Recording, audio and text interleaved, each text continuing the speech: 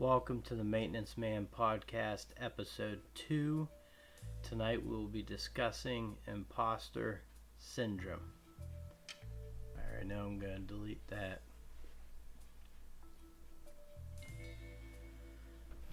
So let's give that another try here. Welcome to the Maintenance Man Podcast, Episode 2. We're going to discuss imposter syndrome, dealing with maybe feeling it at your job and what that might feel like and ways to combat it. So we're off making this episode 2.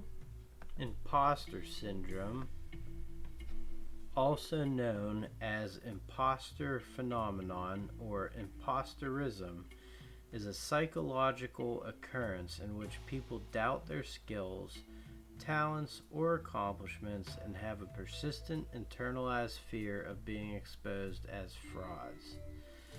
Now, the 5 types of imposter syndrome are the perfectionist, the natural genius, the rugged individualist, the expert, the superhero. Now, I'd like to tell 2 stories of when I first started apartment maintenance. The first one was about a week in. I had a shower clog, and I figured it would be something easy. Now, when I got hired as apartment maintenance, I came in there basically saying I had remodeling experience, but the remodeling experience I had was remodeling 2 bathrooms in my house on my own. I figured maintenance shouldn't be that hard, So I get in there and start going through the steps to unclog it. And I could not get the clog. I was frustrated. I probably spent 3 hours on it. And finally, the other maintenance guy that was supposed to be like the lead one, he was just coming off of a broken arm or something. And what happened was I went to him.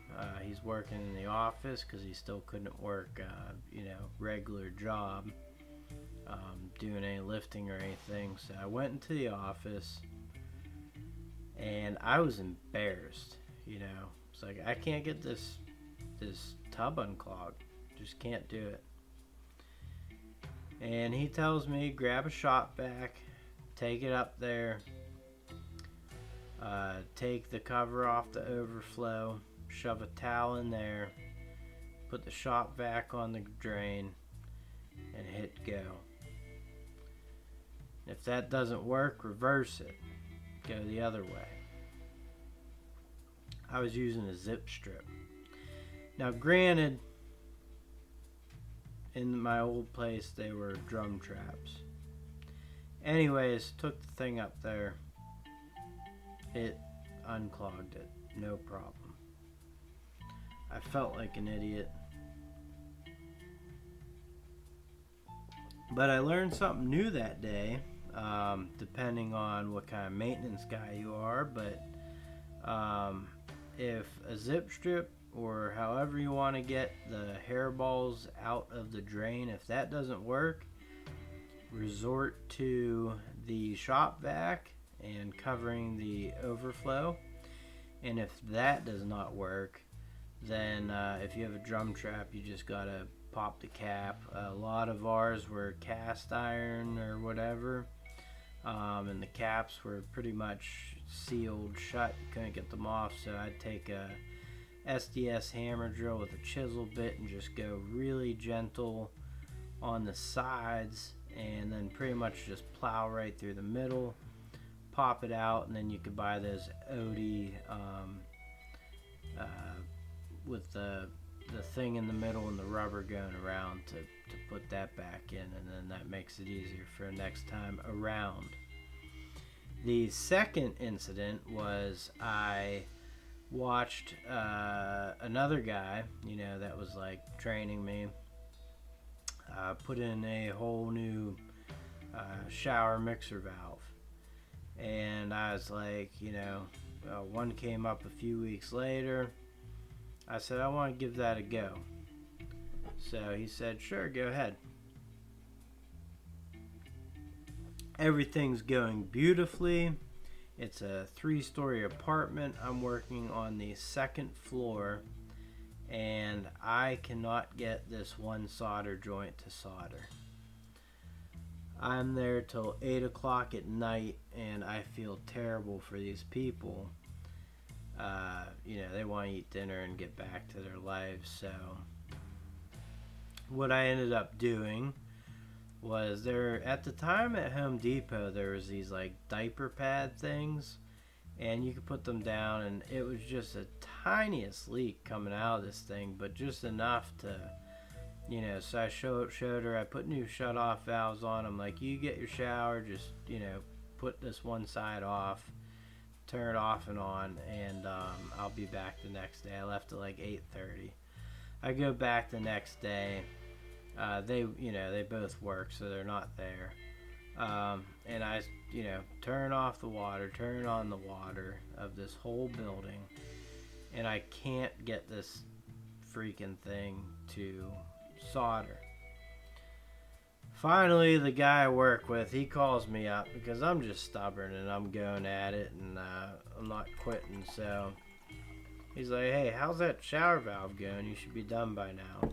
I didn't even tell them that I stayed till 8 o'clock, 3.5, 4 hours past what I should be. But basically, I said, I can't get this one side to solder. So he came over, and sure enough, he gets in there and he's trying to do it. And he brought the MAP gas. At the time, I did not even know MAP gas existed.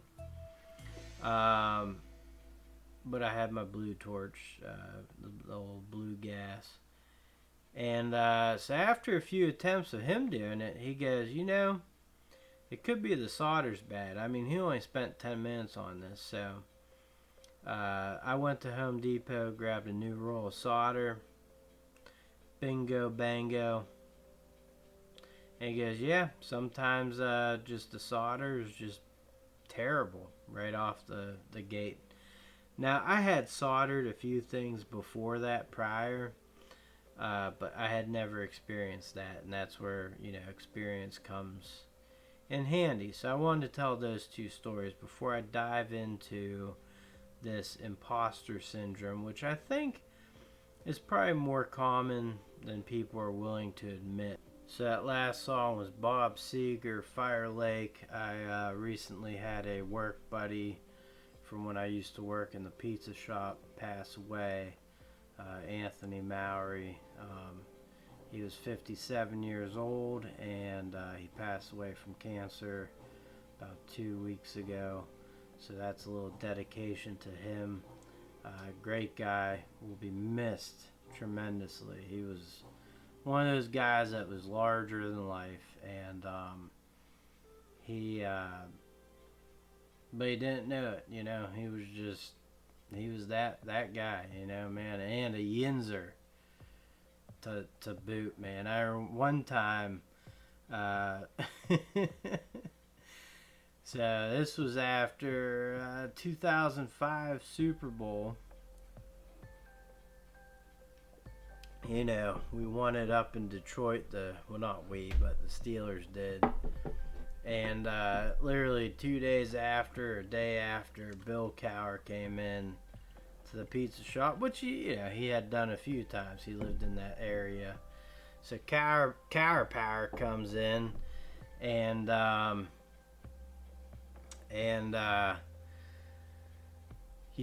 Tony was just. Oh my God, it's so nice to meet you, and so can we buy your pizza for you? And so we bought his pizza, and Tony's like, can I get a picture? And Cowher was cool as can be, man. gave Tony a picture. That's when we had the old flip phone, so I snapped a picture of Tony and Cower in the front of our pizza shop in front of the counter. But I got a lot of good stories with that guy, and he was just a great human being. So I told 2 stories about, starting out in the business, and you're going to have your bumps and bruises along the way.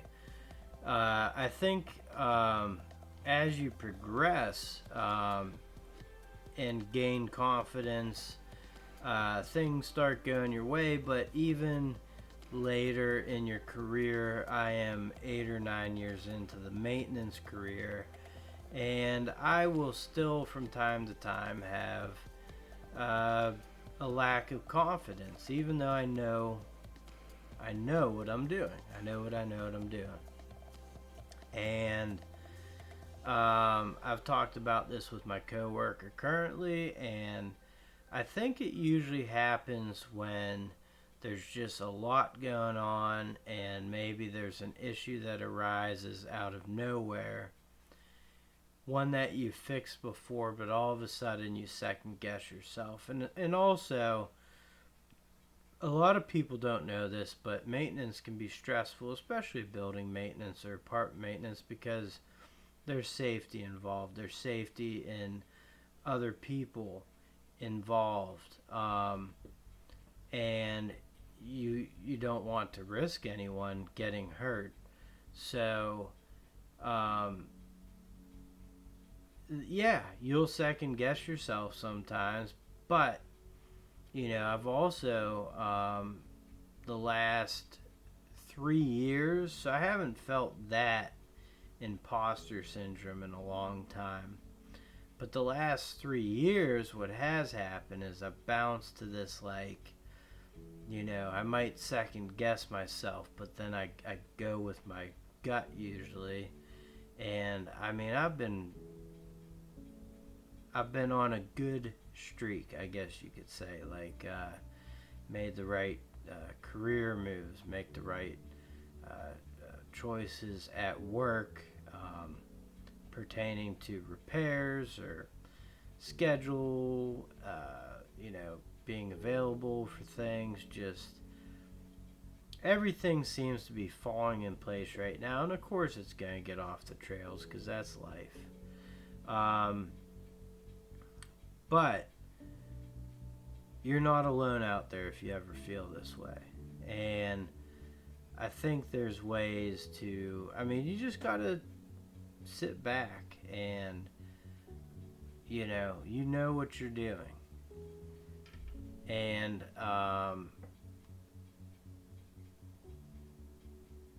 I think people who don't know what they're doing definitely are in over their heads, and they aren't experiencing imposter syndrome. I think imposter syndrome happens to perfectionists, or like I said, the other people, other 5 brands or whatever. But you want the best quality work, and sometimes, even if it's a scenario you've seen 10 times, you second guess yourself, and then that sends you down the rabbit hole where you don't want to go. So it comes back to confidence, having confidence in your work. I think staying on top of things and not getting behind at work is a big thing too, because then if you get behind at work or you're not doing what you're supposed to be doing, you get flustered. And what I mean by not supposed to be doing is, like, in jobs in general, maintenance jobs, you have maybe a planned project, and then all of a sudden 20 things get in the way of that, and you're going down this list, but that one project was pretty important itself, and you just still haven't had the time to go get back to it. So that's what I'm talking about. Imposter syndrome, I believe it's real. It's happened to me. You feel like a fraud sometimes. You feel like you aren't worthy of the job that you have. You feel like you're not doing it properly, or that you're just not qualified to do it. But then you plug along, you go ahead, and you get it done.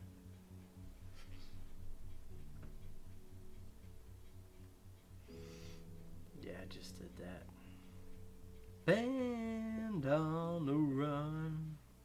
You type in Wings and you get Jonas Brothers comes up first. Crazy. But I saw Paul McCartney live in Pittsburgh. He was the first concert at PPG Paints Arena that replaced the Igloo where the Pens played hockey. And I saw that concert with one of my best friends, Brian, and my other best friend, Tony, from the pizza shop. He just recently passed away, and that was another just fantastic night. I enjoyed it a lot, and gonna miss him a lot. 57's young, and cancer sucks. But thank you for listening to me, because I haven't really talked about that much, and so this is kind of a little tribute to him also.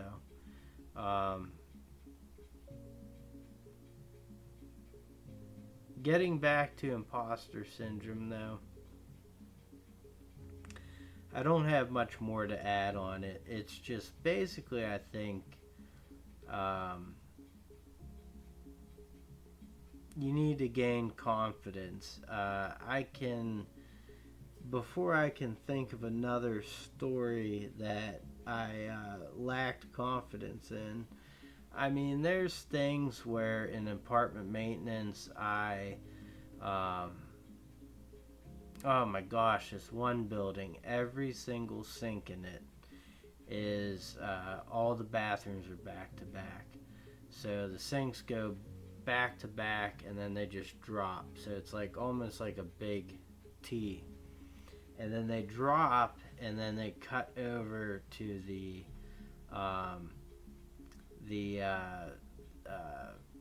main stack behind the toilet, and it's all galvanized, or no, it's all copper. It's all copper plumbing. That's how old it was. So on the one side, we had this older lady who was in the end, she was very nice to me. Lonely, not much family, and lived basically in this apartment almost most of her life. But she was a pain in the butt. And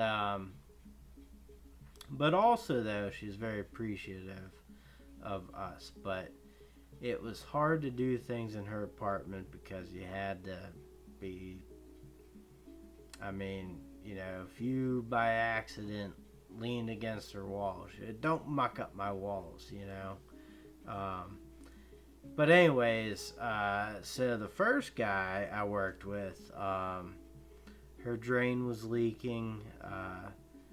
The tailpipe was all screwed up, and his fix was he shoved a new P-trap in, and he just put a bunch of silicone all around it, all in it. Took the heat dryer, the heat gun, dried it, and to be honest with you, that never leaked again. And what ended up happening was these back-to-back drains in the apartment, because they go to a T, when they get clogged, you basically have to pull both traps off on both sides, and then stick a flashlight in the one side, or have someone holding the flashlight over there, and then be on the other side with your snake, and you gotta make that turn down. Now once you do that, it's pretty easy peasy because it's a straight down shot mic bump.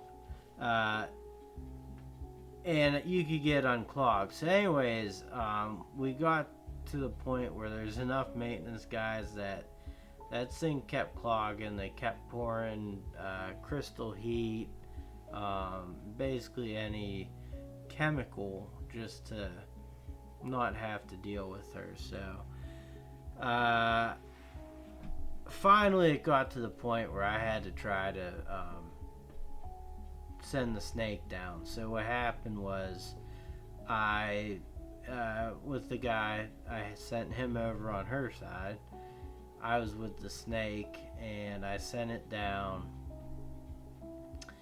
and we got the clog, but then the apartment below was just getting hammered with water every time the sinks, we filled up the sinks, dropped them, and it came down.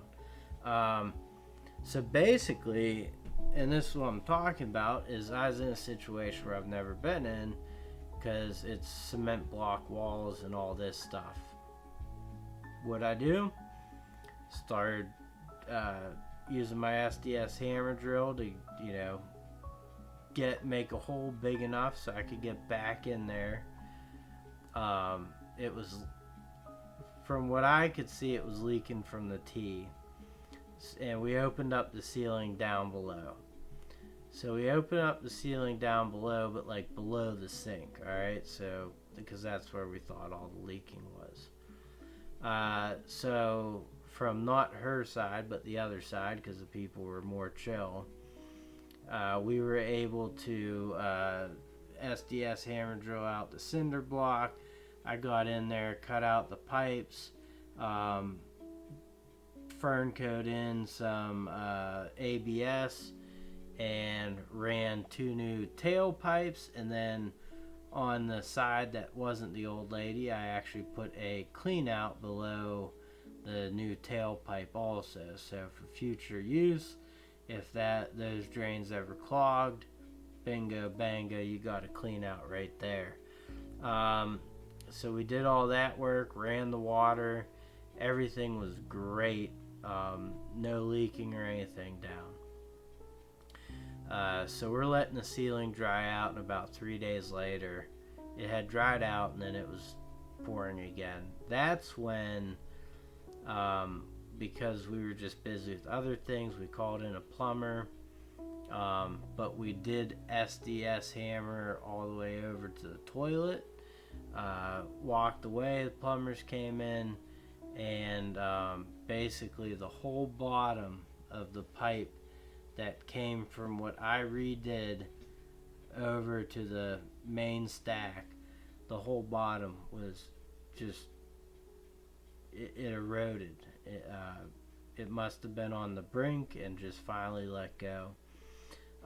So that was one of those things where, like, I'd never done that before, and then I just started doing it, and you get into it, and luckily we could call plumbers to bail us out. Now, like the 7 years I was at my old property, I probably called the electrician a total of 7, maybe 8 times, because we had these stab lock breakers in our one apartment, which are terrible, and they're hard to find. I mean, if you want to get new ones, you're talking $200. Luckily, I was able to convince management to maybe just start doing like a floor, or like a section of a floor at the time. I forget what we called those, stacks, and they started upgrading the panels in that building. But the I called him for the stab locks. He didn't even like working on those.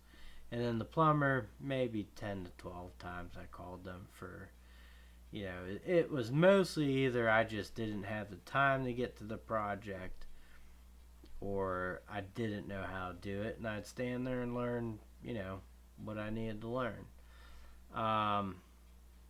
But I really enjoyed the learning process. But, don't be afraid to get in there, get your hands dirty, and just plug away at things. So to conclude this episode about imposter syndrome, I think also a big cause of this may be happening to some people is with maintenance, you don't know what you're showing up to every day. A lot of times that's fun. Sometimes it flat out sucks. On call sucks. You don't know what to expect. If sometimes you could go 2 weeks, 3 weeks, three on calls with no calls, and then just get clobbered your next time. The whole unknown. Some days you show up and building so and so is flooded, so then you gotta, that or snow removal gets in the way of a busy day that you had already planned out. There's always something that pops up, screws things up, and that's with any job also. But it's a little more stressful when people are relying on you, and you're the one that needs to fix it. And I think that's the big thing is, for the most part, we want to be not a hero or anything, but the one to solve the problem, fix the problem. And sometimes it could be overwhelming, but most of the guys I know, regardless of how overwhelming, or if you're dealing with imposter syndrome,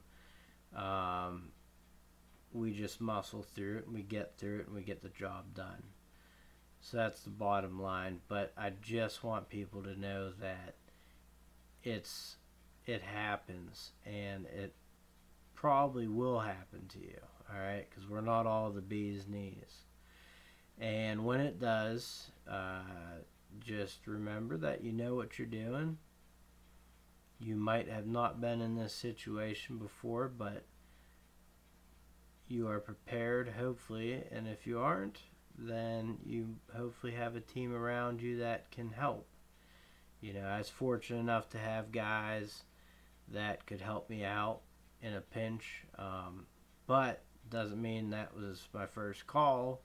My first thing was always trying to fix things on my own, do it on my own, get it done on my own, but don't be afraid to ask for help, because that's also how you learn.